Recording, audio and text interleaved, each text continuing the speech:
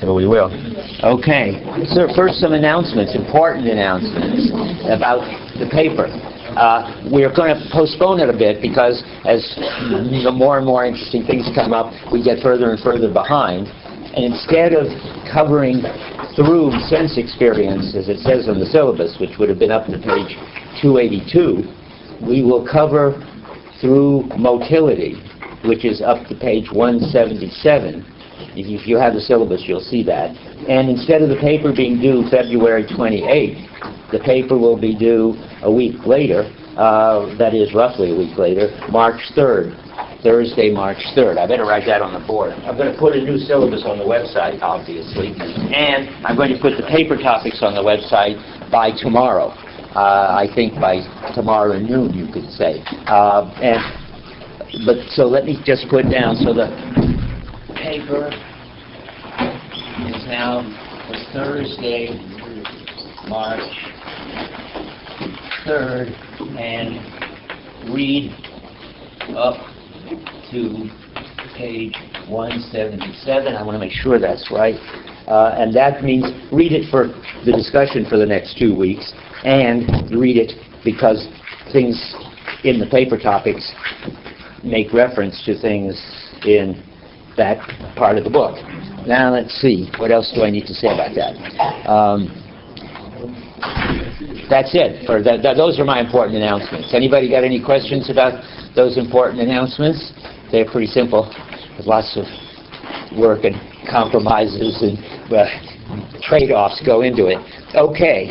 Well, then I want to start by discussing issues that came up when Rick talked, and that came up in a message that Alva sent to Rick by email, which you haven't seen, but which will come into the discussion, and things Alva said to me after what Rick said when we had lunch. And there's so many important issues. What is not important is idealism. We are not going to talk about idealism anymore till the last lecture. I have Merleau-Ponty on my side, where he says at some point, I think I may have referred to this already, it won't be until you get to the time chapter that you can understand what I think about this. It's where he's doing his crypto-mechanism act. What's your position, though? What's? I forgot. What's your position? My position? Yeah. What difference does it make? I'm just saying. Okay, I thought you No, kind of... all I'm going to say is that whatever it is that he is, he doesn't think he's convinced you of that position until the time chapter, which is, of course, very hard and practically incomprehensible, which you would expect, given the complexity of this issue. But it's fascinating.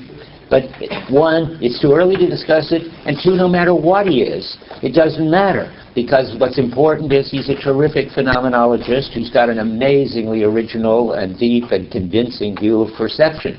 And whatever metaphysics he holds doesn't matter. It's the phenomenology. That's why we don't want to go back and talk about it anymore. Not even what I'm saying. Cancel what I've just said. Because we're going to go right into the issues, the phenomenological issues, and also psychological issues that got raised and that means I want to talk about the Gestaltists and Gibson, and because that was sort of on the margin of what Rick was saying, and it was what interested me and Alva centrally. So let's see where we are. And I want to relate it to the phantom limb, which is how it came up, in a way, at least between me and Rick and Alva. That is, the question is, if you lost your limbs, would cups still afford grasping and floors still afford walking on? That's the question. It's partly a question of definition and of making the right distinctions. But I can't just jump into it. I have to go over it step by step.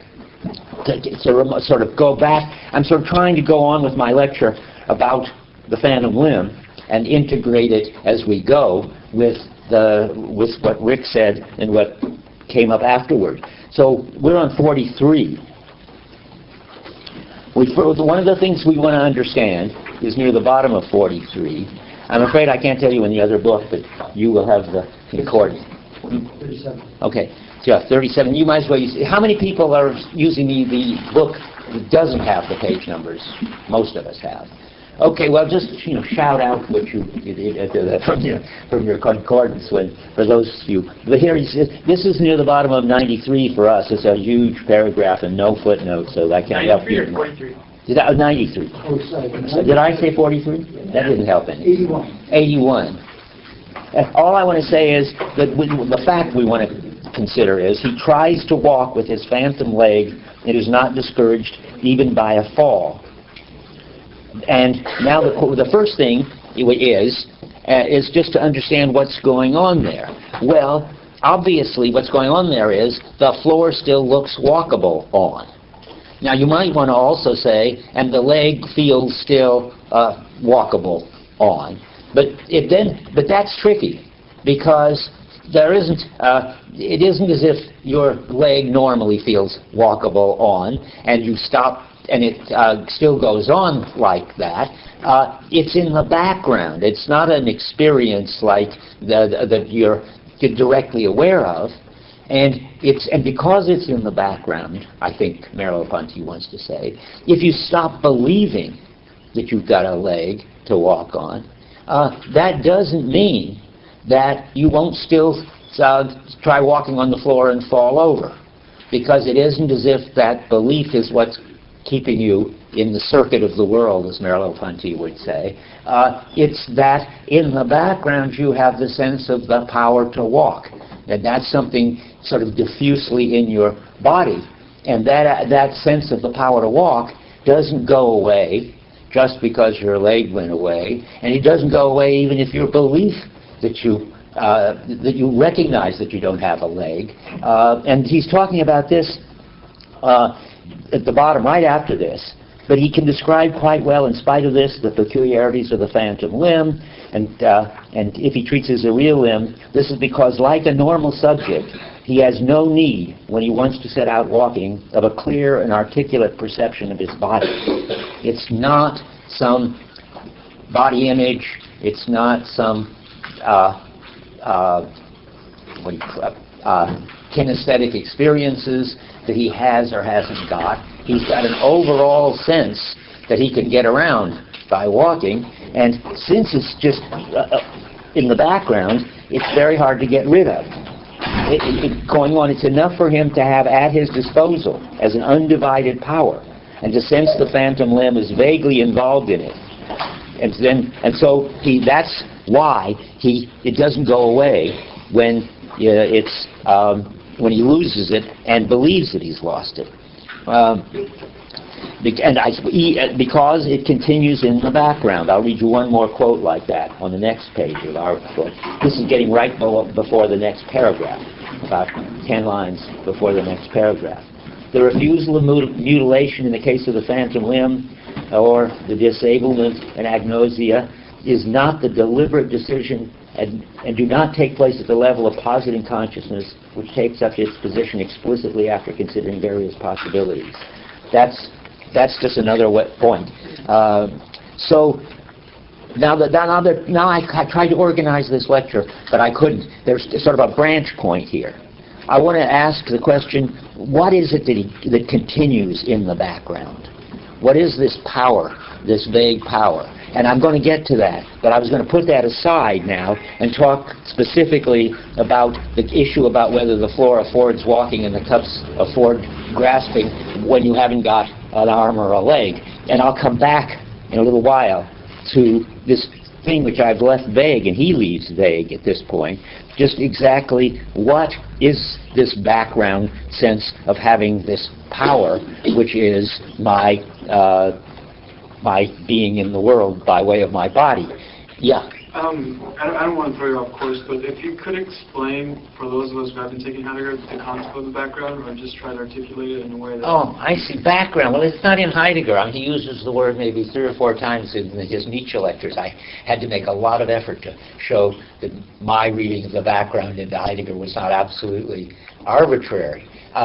I don't know who uses the term background except me and Searle as a regular, important concept. Do you? Husserl. What? Husserl. Husserl. Well, there, the horizons, yes. Yeah, the Hintergrund. Does he talk about the Hintergrund? Yeah. Where? Experience and judgment. Ooh.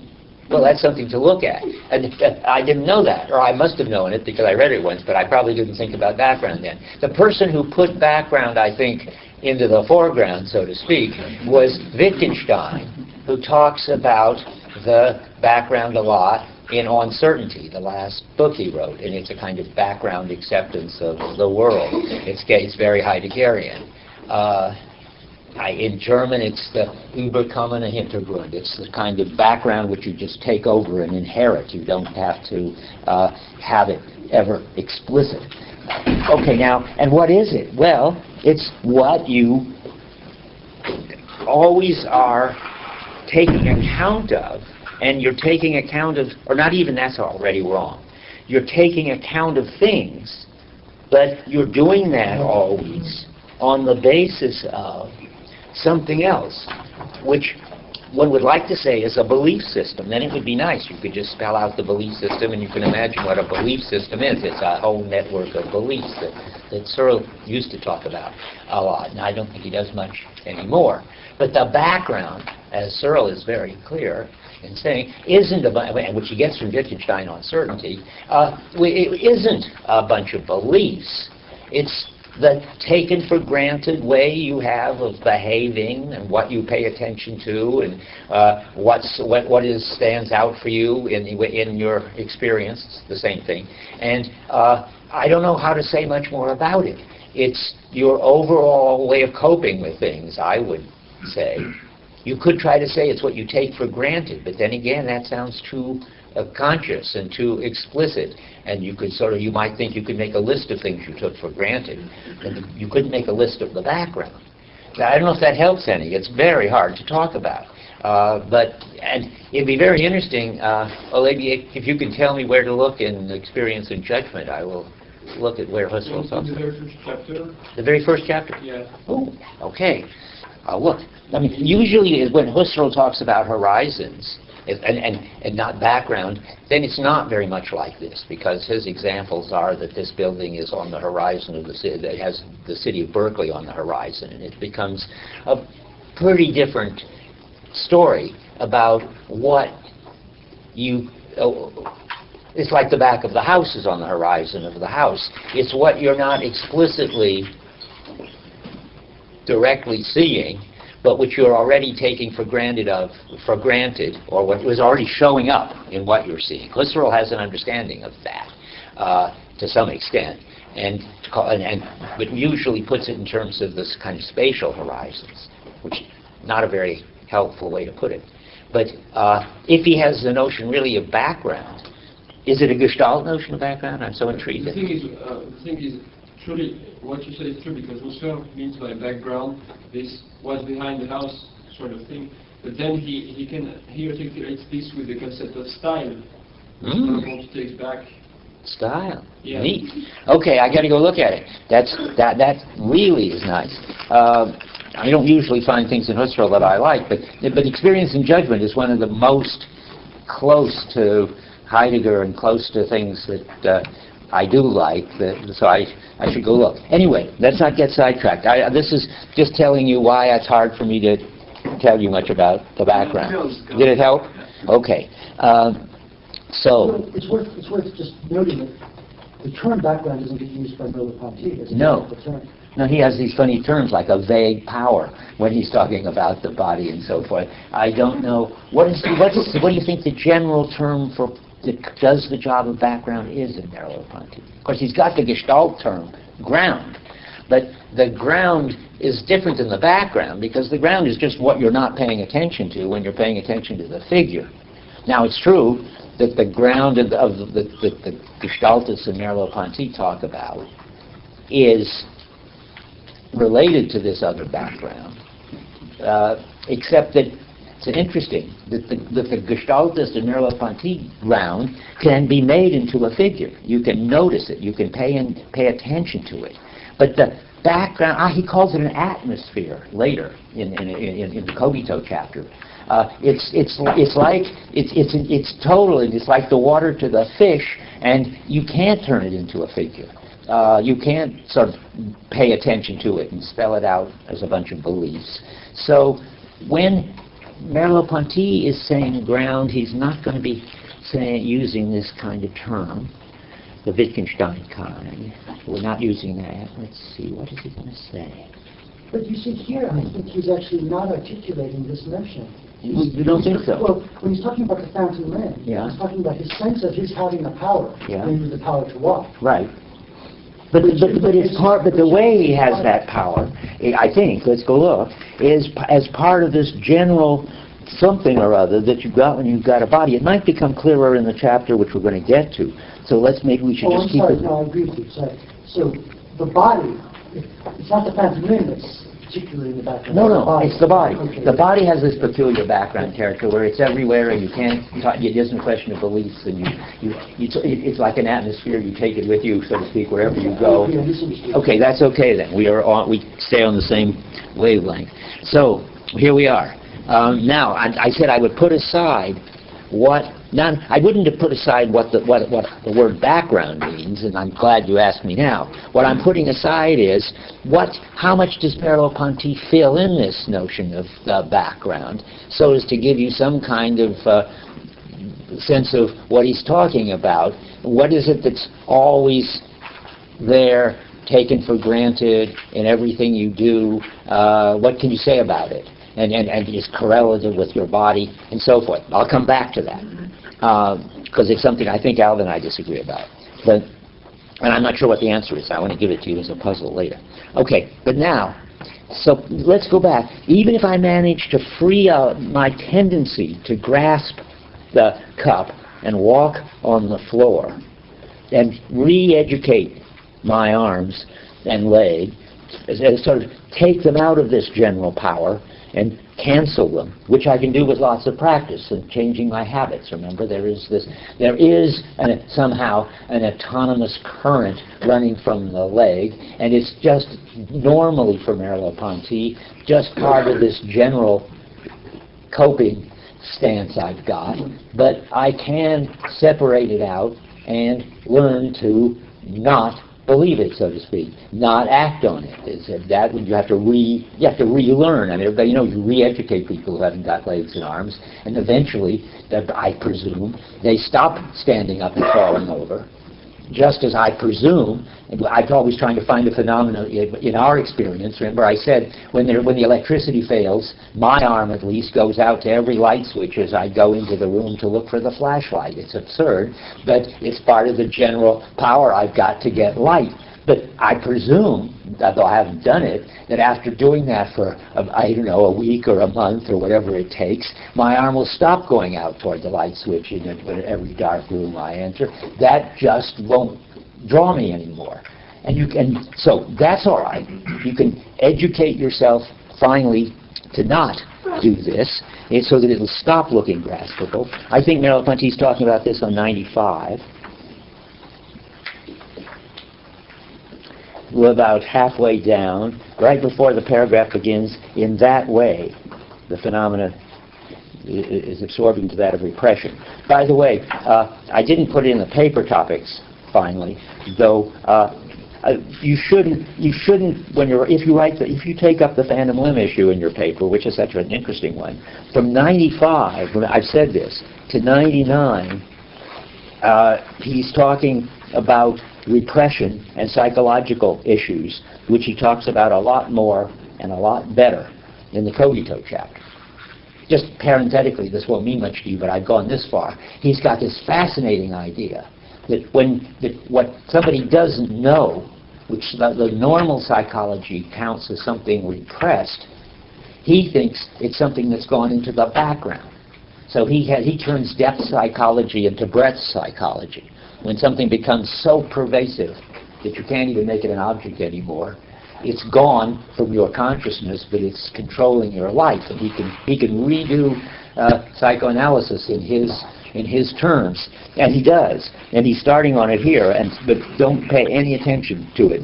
Skip it if you want, from where it says in that way on 95 until the paragraph on 99, which says, now why does the severing of the such and such nerves? And we'll get back to the other one later. But I was going to read now in 95, just before in that way. He says, how can I perceive the objects as manipulable when I no longer manipulate them? The manipulability must have ceased to be what I am now manipulating. What? Manipulable. Must have ceased to be what I'm manipulating and become, oh yeah, that's a whole other thing. But that's very relevant to this discussion. What one can manipulate. That is, emphasize now, how can I perceive objects as manipulable? Anyway, perceive objects when I can no longer manipulate them. And this is now the question that Alva raised after my lecture, when I said that cups would stop looking graspable, would stop affording grasping. Now, I'm not saying true things now, I'm saying things that I said. Alva said he didn't think that was so, that they went on looking manipulable. And I think the answer is yes and no. You need a distinction. And one way to make the distinction is what Merleau-Ponty next says. And I'll tell you another way to make it in what Rick said. But here he says the manipulable must have ceased to be what I'm now manipulating and become what one can manipulate. So you see the idea. You look at a cup and it's still certainly what one can grasp. It's just not what I can grasp anymore. That's what he says here. And I have this capacity to see things the way one normally sees them. It must have ceased to be a thing manipulable for me and become a thing manipulable in itself.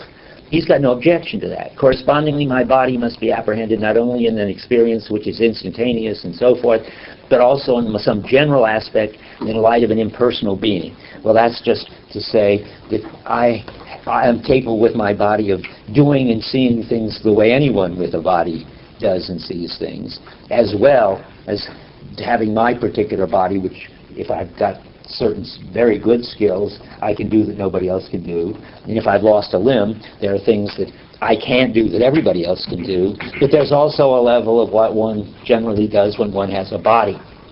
Now, that's another way to talk about this, and that gets us to Rick, is Gibson on affordances. You ask yourself, well, does the cup still afford grasping to somebody who hasn't got an arm? And there I thought what Rick said was extremely illuminating, a distinction I'd never thought of. But it seems to be a very interesting and important distinction. It's the distinction between what the Gestaltists would say about the cup for somebody who's lost their arm and what Gibson would say.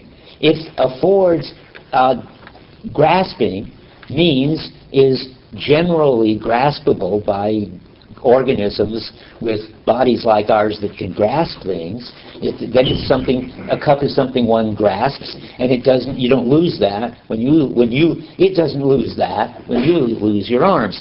That's because it's really there in the world that the cup affords grasping, and that's how Gibson's going to use the word affordance. Well, what about the Gestaltists? Are they just wrong? No. And then Rick was saying this. The Gestaltists say, but there's something else. There is the solicitation. The cup does not draw me anymore to pick it up. I'm now assuming that I've reconditioned my habits and I've gotten re-educated toward my amputation. Then the cup it still looks affordable because one can pick it up, but it doesn't solicit me to grasp it. I think that's the important distinction, right? So a good example Coffee uses is steak. So it looks eatable and delicious when you're hungry, but then once you're filled up and there's a steak there, it's no longer soliciting you or inviting you to eat it. So we just make that distinction. And then there's still something left in Alva's question, which I'm not so clear about, though I don't know how to settle it. I have a strong feeling about it, but let me see if I've done what I want to do here. Now let's read the top of 95, because here's where the Gestalt thing comes in. See, Merleau-Ponty is sort of talking about both these issues, and he knows there's a distinction, and he distinguishes it by bringing in what one does and what I do. But at the top of 95, he says, "It is precisely when my customary world arouses in me habitual intentions that I can no longer, if I've lost a limb, be effectively drawn into, and the usable objects, precisely insofar as they present themselves as usable, appeal to a hand which I no longer have." So that is, this drawn into is the solicitation business. I can't be drawn into it anymore. Now, the question I have, and that may not be the best quote, I'm sure there would be better ones, because he certainly does have a sense that objects solicit me to pick them up or walk on them or eat them or drink them or whatever. Now, the question I don't know the answer to is, do they look different?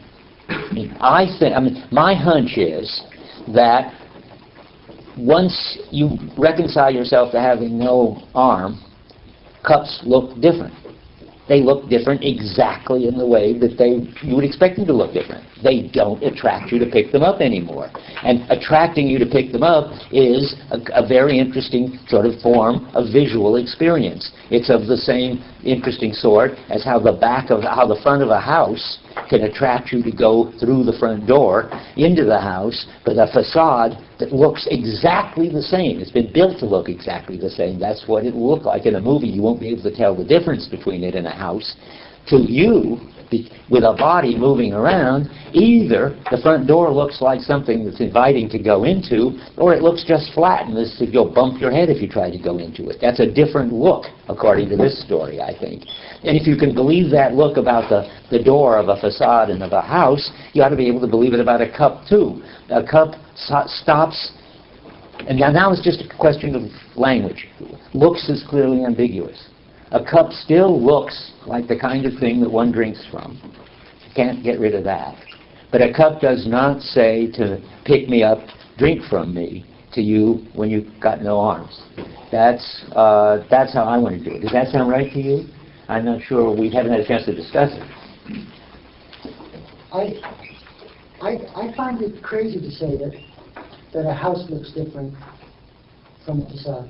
Well, I see. Well, if you question that, we have to go back to lunch. Okay. I mean, I think that's very important. You feel different about it. Yeah, sure. You have a different experience when you look at it. Right. Oh, whoa. But it's not best described as a difference in the look of the thing, because there is no visible difference, as you set up the example, between the facade and the actual house. I think they there both present the same facade. No, you're falling into the stimulus error. You mean that there's no difference on your retina. There's a big visible difference. At least you can't just say there's no visible difference. I say the back of a beautiful girl is visibly different than the back of a guy with a beard and a mustache. No, you see that. I think you were equally attracted to the guy.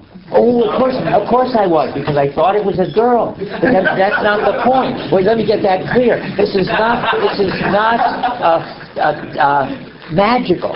This is not clairvoyance.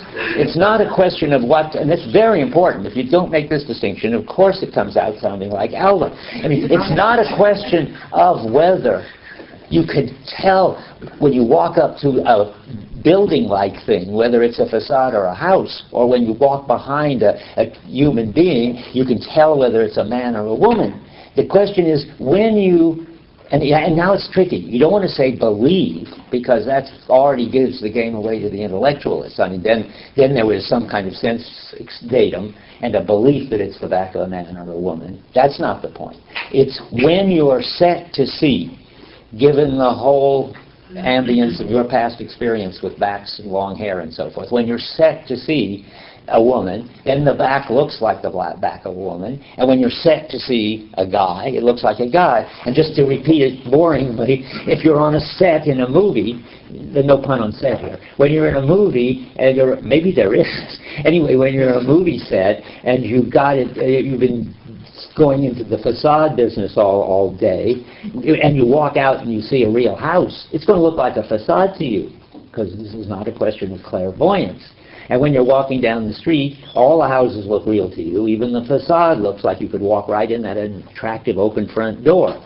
But the issue is, given what you are, and the best word I know for this is anticipating, already, facades, I claim, are visibly different than houses, and certainly that's what Merleau-Ponty claims, that this is not we're not, I don't think, disagreeing about interpretation. The whole book would be different if Merleau-Ponty thought that there was something called the visual experience that was the same in entities that I took for beautiful girls from the back and entities I took for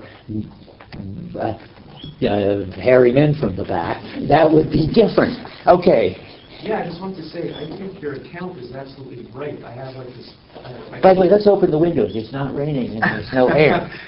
There was a windstorm out there. I see. Well, can some of you open them too? I mean, if it gets too cold, close them again, but every once in a while a little air wouldn't hurt. Yeah. Yeah, I just wanted to say that I think the account you're describing is right. I had this personal experience where every semester, we live in this house, right, there's like a bunch of rooms. Every semester, we shift into a different room. Now, it takes me about 3 weeks. Like, I'll come home from class, I'll go to my old room with my key. Right when I'm about to put my key into the keyhole, and it hits me that this is not my room. And, you know, it takes like 3 weeks, and I keep going to the you're good, but you're... And 3 weeks later, though, that old room does not give the affordance of invitable or welcomeable. You know, it looks completely different to me, even though it's... Okay, well, look, now you've gotten to the crucial point. That, I mean, you're taking my side. I mean, it's not a question... I thought you were just repeating the sort of obvious boring points of the light switch or whatever, that it takes you a while to get your body to recognize that the world is different. But if you're telling me now, and moreover, when your body does recognize the world is different, the world looks different, which is what you're saying. The room doesn't look inviting and comfortable anymore and so forth. That's what I think. And that's what Merleau-Ponty thinks. And but it's so important that it's sort of amazing to be going over it again and again. But let me just repeat. The only alternative view I can see is that you have a sense datum of some sort. It's the given. And then you have an interpretation of that given. Now let me just put it in terms of the body, the back of the guy and girl again. In this story, the given stays the same, but you have an interpretation in one case that there's a woman and expectations of one sort. And the other, you have anticipations, let's say better, of the other sort. But when you've gone around and looked, and you drop behind again, it's the same visual experience you're having. It's just the different interpretation. So there is an identical sense datum in the two cases.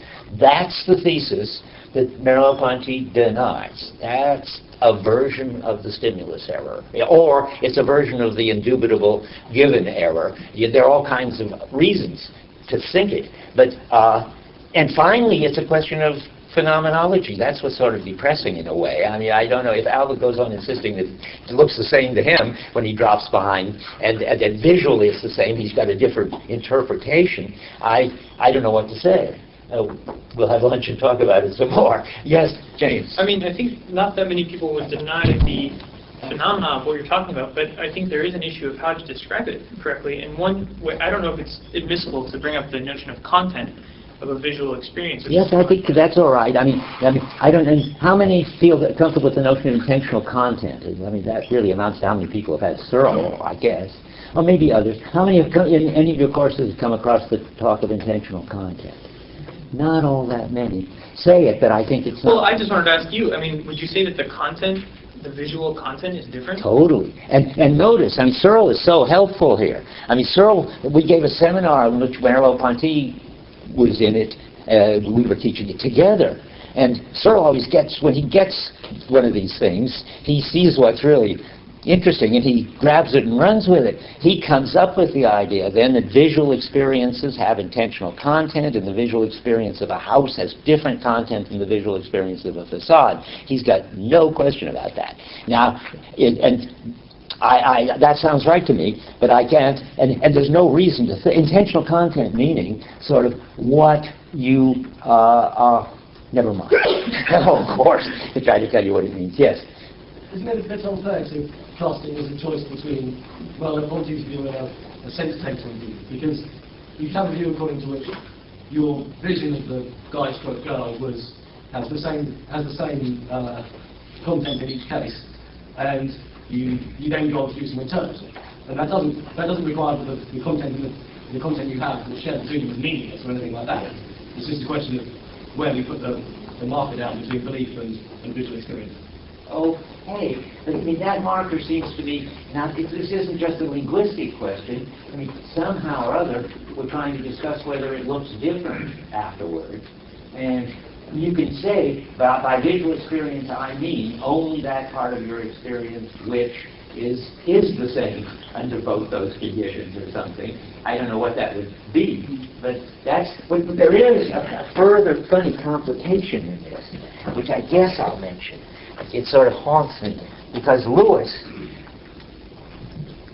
saw, finally, that you came to believe the Gestalt point, that houses and facades actually looked different.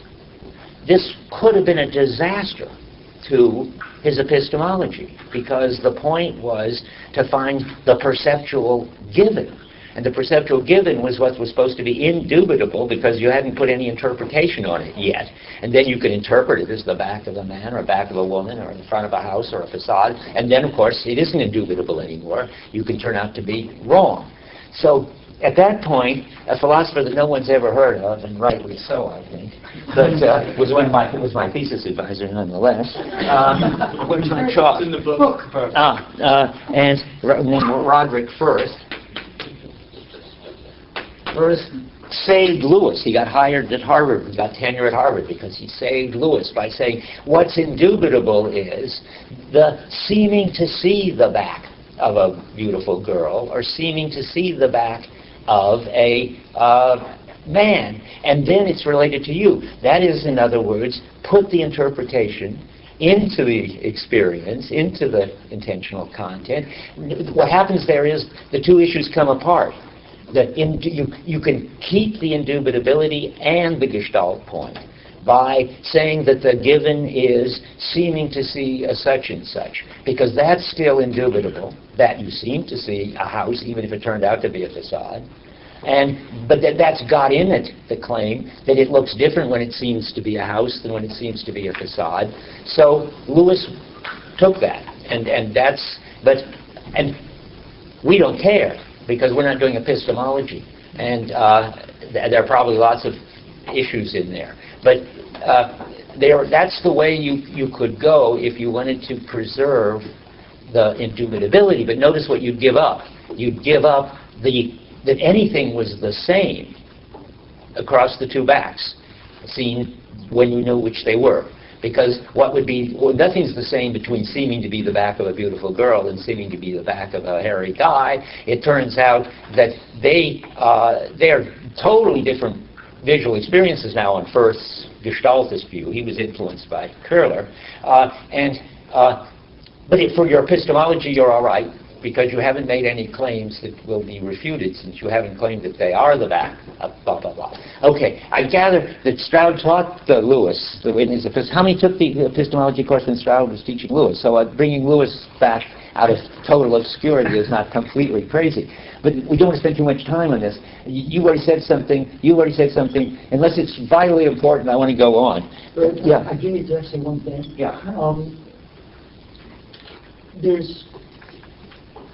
I'm not sure what the best way to put this is, but you yourself, a second ago, I think, put your finger on the real tension, which is that both Merleau-Ponty and C.I. Lewis recognize that they're confronted by the same problem, that you have a sense in perception of something that you don't really see, that's out of view.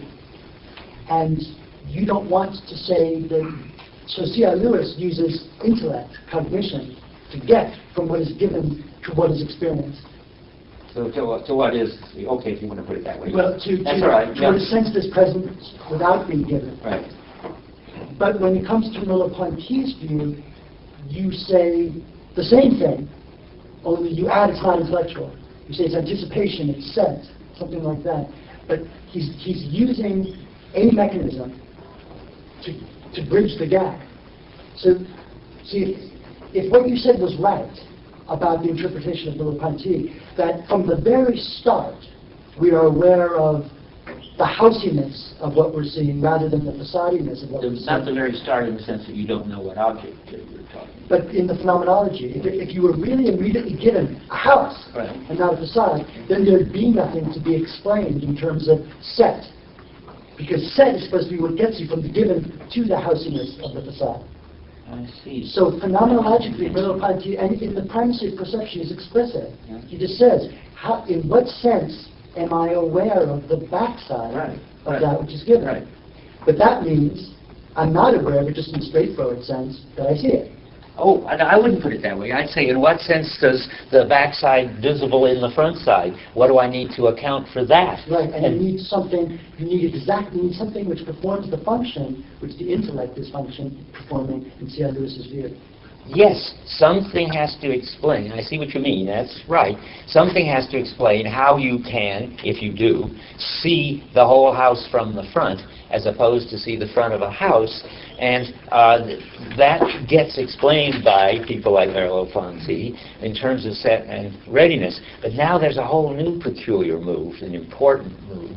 It isn't as if Merleau-Ponty thinks that there is some common visual thing and that between seeing a house and seeing a facade, and then which you're set to do plays the role of the mental interpretation.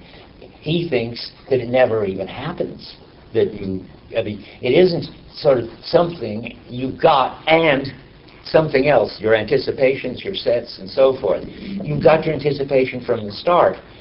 Don't confuse this with confronting a building and you don't know which it is, and you're right on the border of the movie lot, and it could be a house and it could be. Of course, then you don't have it from the start.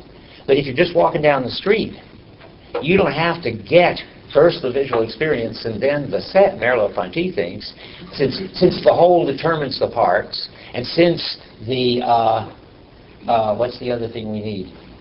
The sense in which I'm already open to a world determines the experiences. If I'm in a city, on a street, the facades just start showing up. Now, and here's the way to put it for you, and this is interesting, and Merleau-Ponty is somewhat confused maybe about this, I'm not sure. There are two ways to hear the set story, or the anticipation story. One is, first there's, not first chronologically, but just basically, there's this experience, and then thanks to the set, it gets this thickness, or it has this thickness. Sometimes Merleau-Ponty talks that way. He shouldn't, and he doesn't later. Because what you really ought to say is, and this is, I think, the way I put it to myself, if the cup looks reachable, it's equally okay to say that it looks reachable because I'm set to pick it up, and I'm set to pick it up because it looks reachable. You shouldn't give any priority to the body in this. You shouldn't, because that makes it look like just what you're saying, and Merleau-Ponty comes dangerously close. There's something like the experience and then the set that makes it look thick. But you wouldn't have the experience on the Merleau-Ponty picture except when you've already got the set. And because you're always already, it's the intentional arc talk, you're always already taking in whatever's coming into you on the basis of your past experience with houses, and on the basis of your recent past experience with particular streets and particular houses, so that it comes in, you could say, already pre-processed by that. And now I don't know what to say. But that's really helpful the way you just put it. Okay. But that then means there is no problem about the presence. There is no problem. Well, it's present. What do you mean there's no problem? It means that from the start, the back of the house is given to you in the way I put it, in the way the front of the house looks, as that which is concealed by the front of the house. So is that which is concealed? Yeah, hidden but present. Yeah. I think. Let's let him say something, and we got to go on. This is something. If you don't get this ground floor picture, nothing is going to be helpful to you. How would you analyze this scenario where I'm looking at a building, and I know as a matter of fact that it's a real building from past experiences, but when I see it from a certain angle, it looks like a facade, like a gust of wind will bring it down.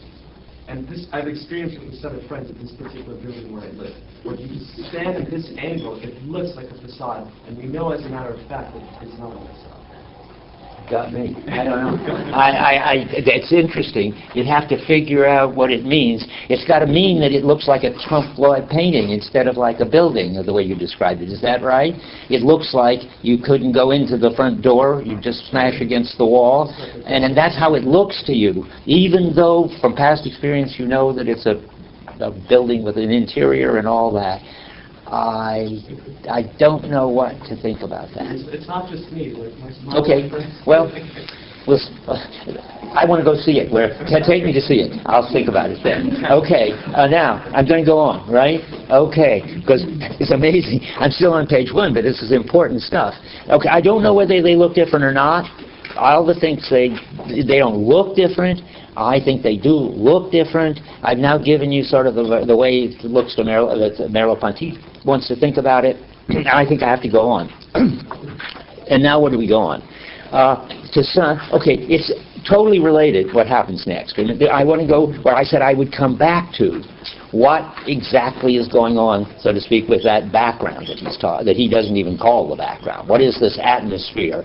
In fact, what is, in his jargon, what is the being in the world, which is neither subject nor object, that is the condition for there being subjects and objects. That's his talk.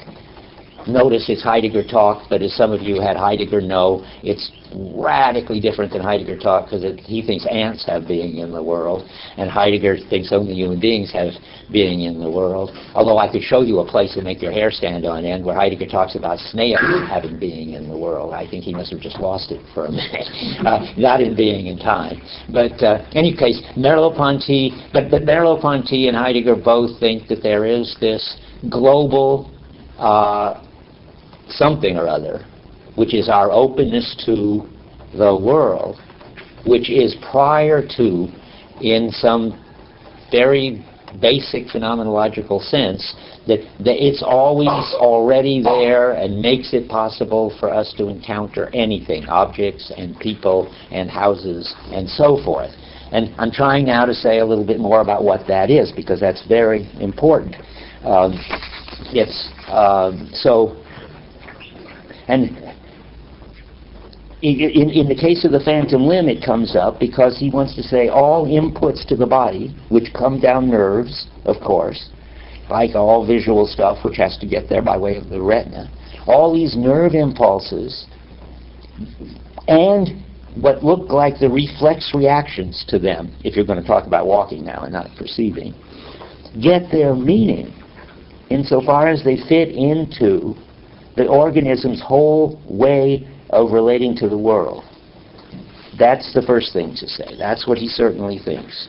That's the sense in which, just to keep the elements, the things in the... That's the top-down, whole determines parts theory on the level of the mechanism of the body, in this mechanism of the body chapter. The body as object and mechanism turns out to have the top-down character that Gestalts say it does, that any impulse coming in on any nerve already gets interpreted as it comes in terms of the whole, whatever whole, the whole set to do things, I think it is, of the organism.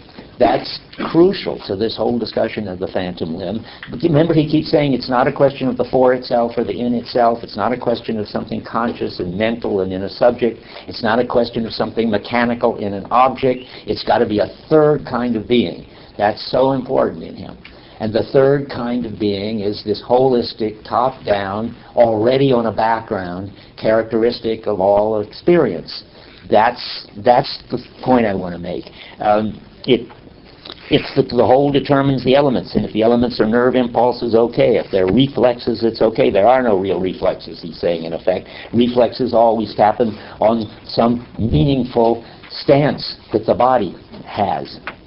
So the organism is always set to respond to specific solicitations on the basis of its overall response to the environment. That's the thesis. Now, we're getting, so far I think I haven't deviated from Merleau-Ponty, but I'm going to deviate, or at least I'm going to say something controversial by the end. That why does it respond to certain solicitations and not others? Why is it attracted this way and not that way? Well, because at any given time, it's trying to cope with this or that. I mean, this is back to Rick's point. If it's thirsty, it's going to respond to the solicitations of water, and if it's hungry, of steak, and so forth. That's fine, but there's this. But what is this global set in the background? That's the crucial thing. That's what I'm trying to define. That's the being in the world. Well, then that's when I say, and I think he says something similar, though I wouldn't know what words he uses, that the organism is always set to cope, always set to find its way about in the world.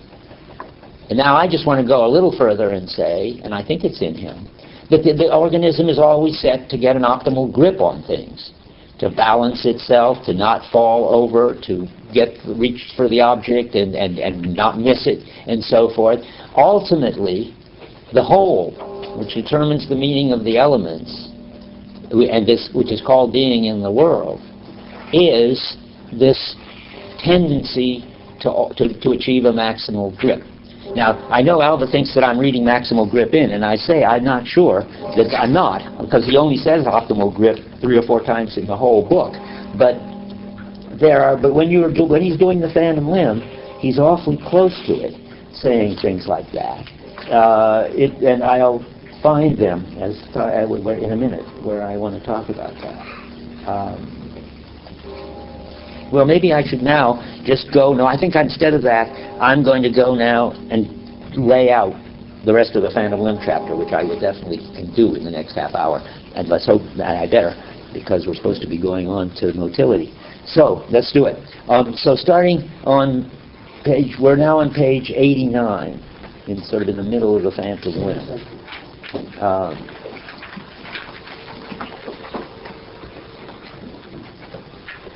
So we discovered the chapter that begins, what's to be understood is, what we're trying to understand is how the psychic determining and the physiological conditions gear into each other. Well, that's this issue of what sort of other mode of being is there that gets these two modes of being to relate to each other at all. And that's just another way of putting, you need this third thing, and he says this in the middle.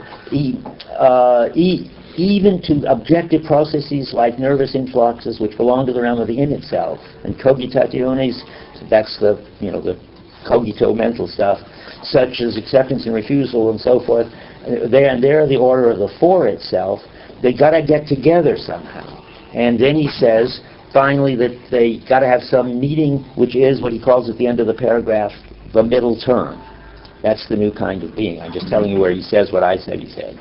And when he gives you an example of the new kind of being, it's a kind of maximum grip story, because he then says, well, it's always got to do with the fact that we are engaged in an activity which is doing something. I mean, what are we actively ready to do? Well, in the insect case, that's why he thinks being in the world goes clear down to insects. The insect is trying to use its powers to get around in the world. And if you tie up one of its limbs, it'll use another to get around in the world. Because what it's trying to do is get a grip on things, and it'll use, if you've got 2 arms and somebody ties up one of them, you'll use the other. And if you've got 6 legs and somebody ties one of them, you'll use the others. And that's the power he's talking about 15 lines down. The insect continues to belong to the same world and move in it with all its powers. And why does it do it? Well, you get, when he tries to tell you that there is this current activity flowing toward the world through the nerve, he gives you the soap bubble story of the soap bubble solving a maximum and minimum problem. And I think that he thinks that the insect is solving a maximum minimum problem, what he calls the vital problem. What's the vital problem?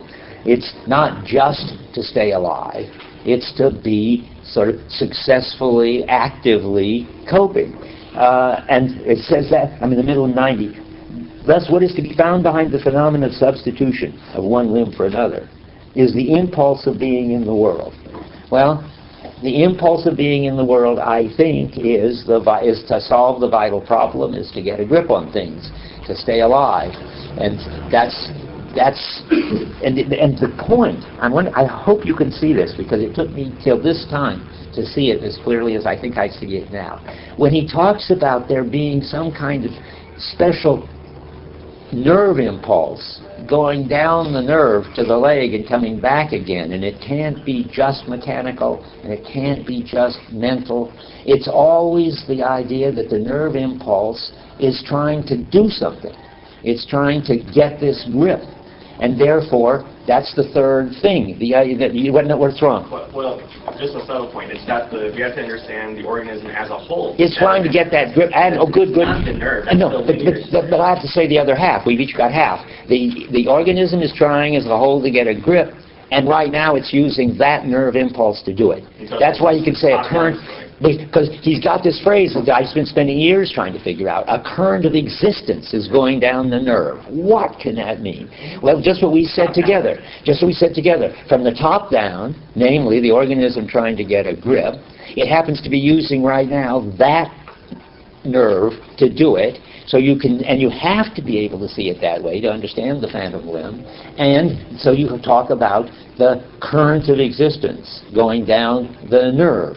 It's the existence of the whole organism. Yes, the current of the, well, yes, it's the whole organism trying to be in the world, trying to exist, trying to get a maximal grip, I think, which is now using that limb because it hasn't got another if it's the insect, or using that limb because even though he hasn't got it, if you're a phantom limb person who doesn't know it yet, there's a current of existence going down that nerve because it's got when that nerve fires, it's got a meaning. It signifies something. It's the nerve is firing the way it's firing because the organism is trying to do something, and what it's trying to do, I think, is to get a grip. So we could agree about that. I think that's so important and so hard. I mean, I think if anybody, unless you're a lot smarter than most people, I think, if somebody came up and said, this is a crazy book, he talks about an impulse of existence going down the nerve. What in the world could that possibly mean? And it's taken me till this time to think I now do get it. And I think it's interesting. And it's a version of the top-down story, which is the structure. Or it's a version now, remember, of how being in the world is there in the background, always determining the significance of what goes on, and also of every impulse that you use when you act, and also of every bit of light and energy that comes into your sense organs. All are being determined top-down by what the organism is trying to do, or trying is too mental, what the organism is just led to do in the world. And remember, just to put it extremely, that the organism is led to do what it does in the world because of the world. I'm going to say that again. I mean, it isn't just on the coming from the organism and the nerve, but the organism is trying to get a grip on the extremest statement of that, to the point of complete madness. I wasn't even going to read it, but it's so weird. Where is it now? I have to find it. It's the last sentence of, I think, the previous chapter. Yes. It's weird. On 83, I thought it must be the French, but it's not. It's there. So let me read this. The last sentence on 83, the last sentence of experience and objective thought. And since the genesis of the objective body is only a moment in the constitution of the body, by withdrawing from the objective world, will carry with it the intentional threads, this is what we're talking about, linking it to its surroundings and finally reveal to us the perceiving subject as the perceived world. Well, either that's a misprint in the French, because you would think he was going to say, I will reveal to us the perceiving subject and the perceived world. But no, he says that. He says, and that's because we are just this openness to these affordances, and there's nothing else but my power to respond to them. And that's why there are these affordances, but also that's why there's me. For those who know being in time, it's just his version of this amazing sentence, Dasein is its world existingly. That's it.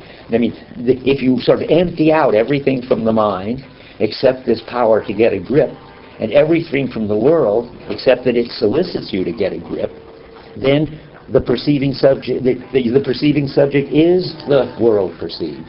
And vice versa. I mean, it's quite mad, and he just dumps it there. He needs a lot of explaining. Yeah? That's just understanding being in the world as being this overarching structure, as you suggested. And so the structure doesn't have an isolated part, which is an organism, and then an isolated part, which is a world. It's that the whole structure is named by being in the world. That's right. Why. That's good. That's good. That's what I want to say too. But it helps. It's not really kooky. It's just no. I'm just half joking. It's not kooky. It's deep. I think it's right, but it's hard to get used to if you've been a Cartesian all your life, as we all have. What is kooky, or at least I don't think kooky, but controversial, is what objective world means. in contrast to perceiving world. I mean, that's where... Well, out of this, maybe we in should... that sentence. In that sentence. Let's see that sentence. Where's the objective world? Oh, the constitution of the object. The body was the objective world will carry with it the funny. Yeah, I think the objective world is supposed to be in quotes of a sort, namely that the objective world is something which depends on there being this overarching thing. It's misleading to put it the way he puts it, as if there were an objective world already and we're just withdrawing from it. Well, I think he wants to highlight the contrast between the objective world as scientists generally understand it, which is this kind of meaningless object of science, as opposed to this rich, meaningful, whole structure. Yeah, in which, that's right, the level at which we... in which you don't even want to say in which objects show up. You want to say something neutral, like in which things show up for us, which is their whole chapters on the thing. I mean, because that's... And it's all in terms of this overarching structure. The things show up, and our bodies show up for us. And let me say one more thing, which will sort of give you an intuition of this. We sometimes behave as subjects. We do have beliefs. He's not denying that. And we sometimes encounter objects, which we then have to interpret or beat up or try to make into something useful or something. But those are kind of limit cases where something is, in a certain sense, going wrong with the normal way in which this whole thing just works, and I'm involved in flow, in coping, in which I'm not having beliefs about it or needn't have, and in which I don't confront objects with properties that I have to make use of and turn into equipment, but I'm just pouring myself into the equipment, I'm just flowing through the world, and that's when the distinction between me and the world just disappears. That's what happens when you reveal the perceiving subject as the perceived world. Subject goes into quotes too, like object. At its best, another way to put it, at its best, for all organisms, and for us too, I say for us too because we can become subjects and objects, while most organisms, ants, can't. But for all organisms, when they're doing what they're doing best, namely coping, there isn't any distinction between subjects. There aren't any subjects and objects at all. And subjects and objects are sort of the limit that you can go to. It's sort of like, in my picture of it, there's this being in the world.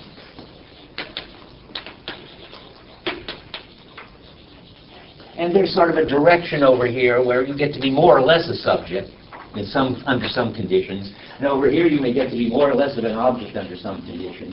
And then you may even have some kind of Cartesian question about how to get subjects and objects together. But all of that is completely derivative from and within this third thing, this third kind of being. Where's somebody? I saw a hand back there.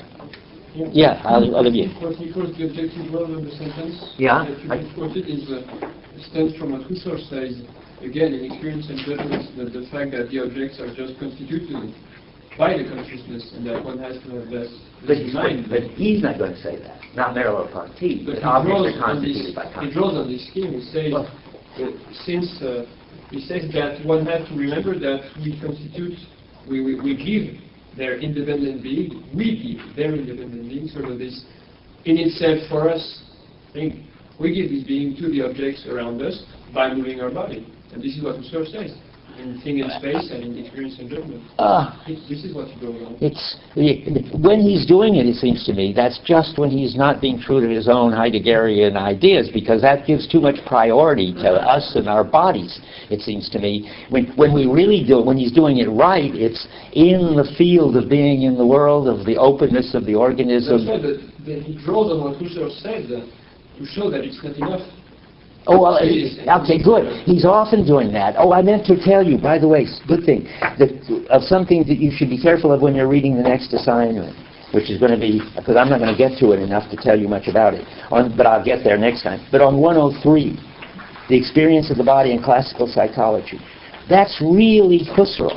And he's not, and it's interesting, I'll be interested to see what Olivier, who studies this Husserl-Merleau-Ponty connection, thinks about it. It stays pretty much Husserl, at least until 105, where there's this footnote where he talks about body's never completely constituted, and then he refers to unpublished Husserl manuscripts. But it isn't as if he's agreeing with it or disagreeing with it, but it's all put in a way that even on 107, it's still compatible with Husserl. We'll talk about that more. In fact, I think probably the whole chapter he is saying a kind of Husserl line and playing down his line. And we'll talk about that. It's a because there's always a sense in which he will go so far with Husserl and then he has to branch off. Let me remind you what that is so you won't forget. Bear in mind always that the difference between the transcendental field and the phenomenal field that he makes a fuss about. If you find yourself asking, what is our consciousness of this? And how does our consciousness of this constitute our experience of this? You're in the transcendental field business of the wrong sort. You're bringing it all back to the consciousness of a constituting transcendental subject. Now, the phenomenal field is transcendental too, but where if transcendental just means that it's the condition of the possibility of encountering anything.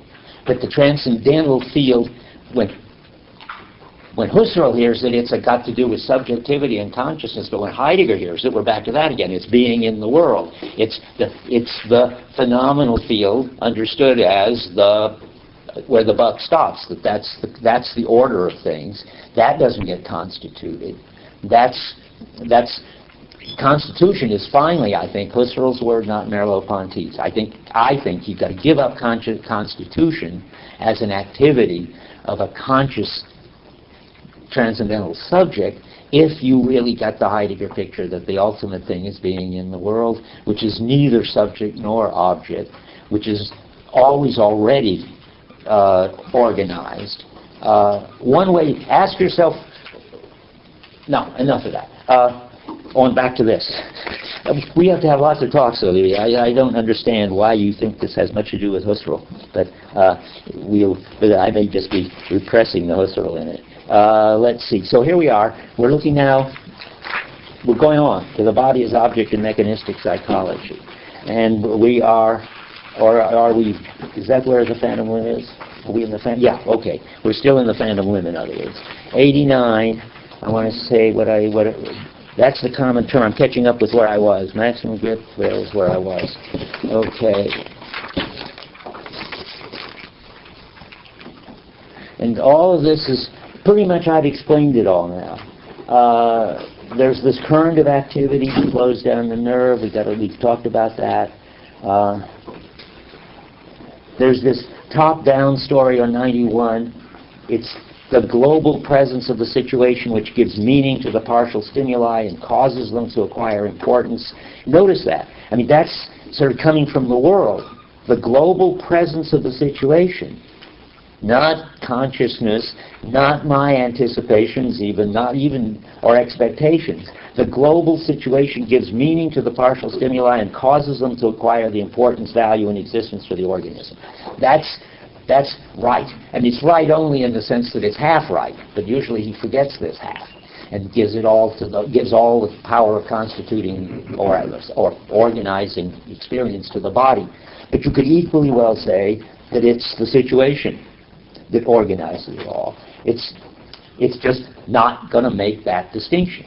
The biggest being in the world story is not going to be analyzable in terms of what the body does or in terms of what the situation does, because it's what makes it possible for them both to do it in collaboration together. And then remember, just keep saying to yourself, the cup looks reachable, and therefore I'm set to reach it, and it looks reachable because I'm set to reach it, and I'm set to reach it because it looks reachable. If you keep saying that sort of mantra to yourself, you will avoid falling into Husserl and be a good Heideggerian.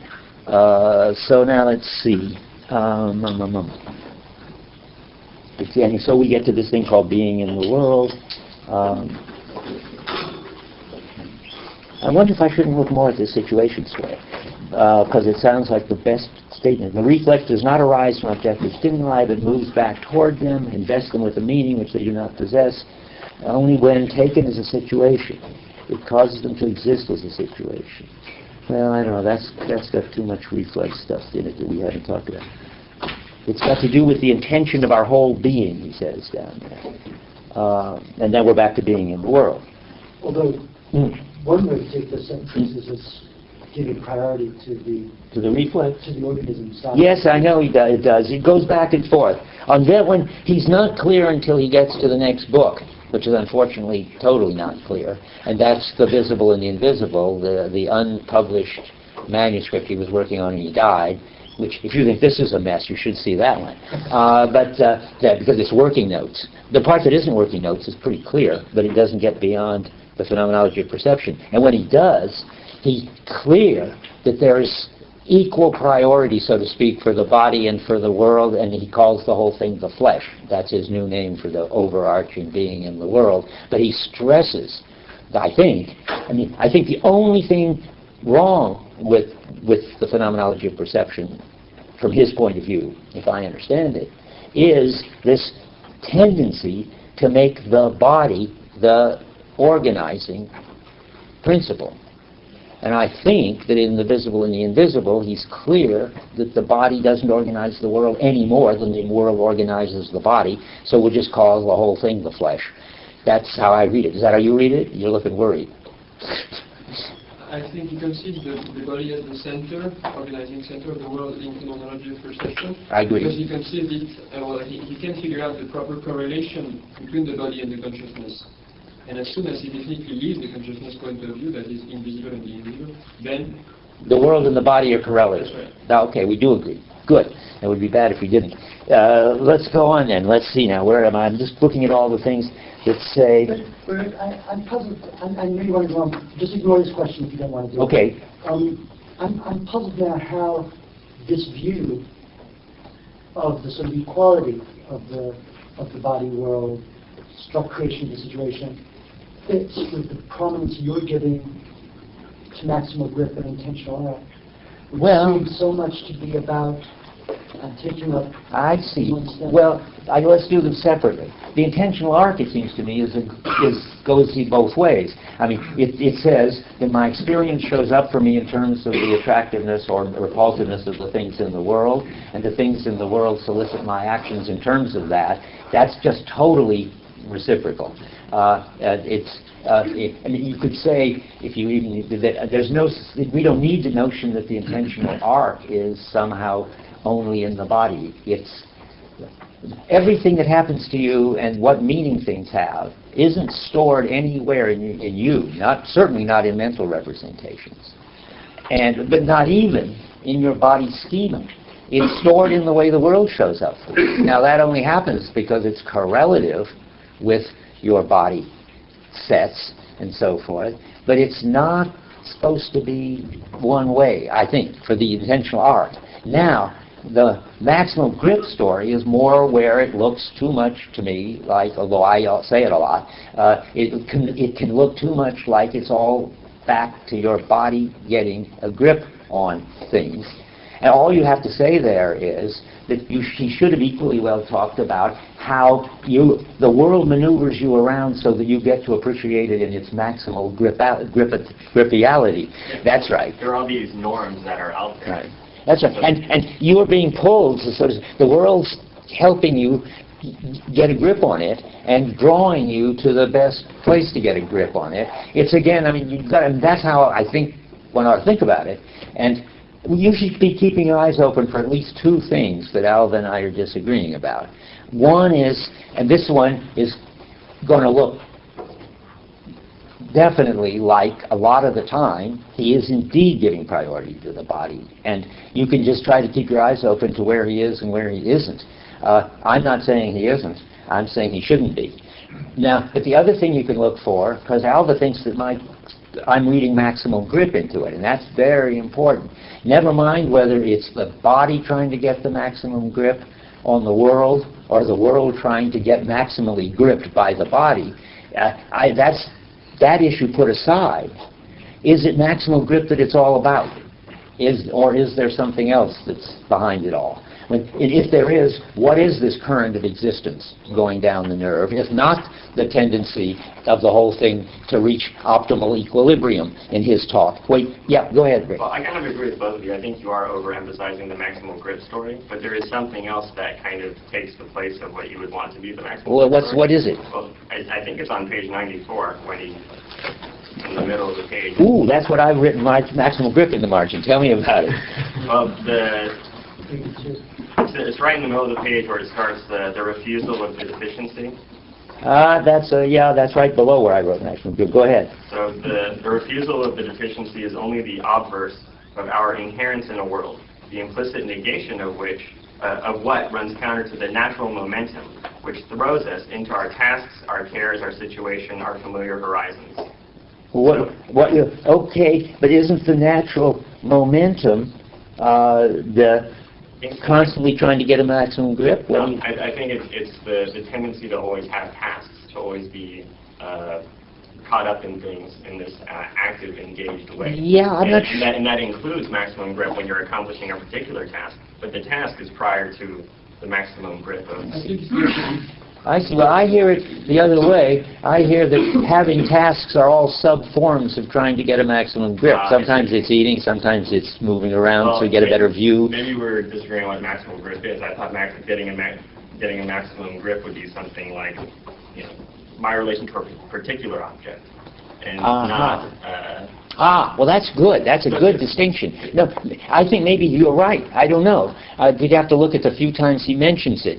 But there probably is a local kind of maximum grip, which certainly is. You want to get the best grip on the mug. You want to, in his example, you want to get the best pick. You want to stand in a museum so that you can see the most detail and the most overall form of a picture, because that's a maximal. Well, you want to that's optimal. I'm not sure if what... optimal and maximum, you make a distinction? I think there is a difference, but I'm not sure. I don't know. But anyway, let me say something more about this a second. I want to say that he says something like, you want to get, I think it's maximal, and so we'll stick to that. Maximal richness and where your expectations will be maximally met, and that that's his picture of a kind of equilibrium you're always tending toward and never managing to fully achieve. Is that a maximal grip of the whole situation? Because like with the painting, it's just to get. I realize see this painting. It's a different context where the statement occurs where it talks about the maximal richness, and that your actions will be maximally responded to by the world. And we'd have to look. My hunch is, keep your eyes open for this, these are important distinctions, whether maximal grips talk ever is in there, and if it is, whether it's for local jobs like getting the right distance from pictures, or whether there's some general thing like what Heidegger and Wittgenstein call finding your way around in the world. That is, always trying to get a grip on things such that you're not surprised by anything, and you're able to do whatever you want to do. That higher story, I don't know whether that's in there. I think it is. So just to phrase that question, what is prior, the fact that we have this natural tendency to be engaged in tasks, or the tendency, which I guess you would say creates the fact that we are? Perfect, okay. Perfect. And right, and notice that the structure of what you said is sort of on my side only in the sense that he's always going to the bigger holes which make the possible. I disagree what the bigger hole is. Yeah, but it looks like the candidate for the bigger hole can't be the individual. Well, the individual task is going to be a bigger hole than this particular action. I think it's the tendency towards the future to have the tasks. More tasks. Yes. Well, the tendency towards tasks. Okay, well, that's getting close. Because if you want to know that's almost there to a global optimal grip.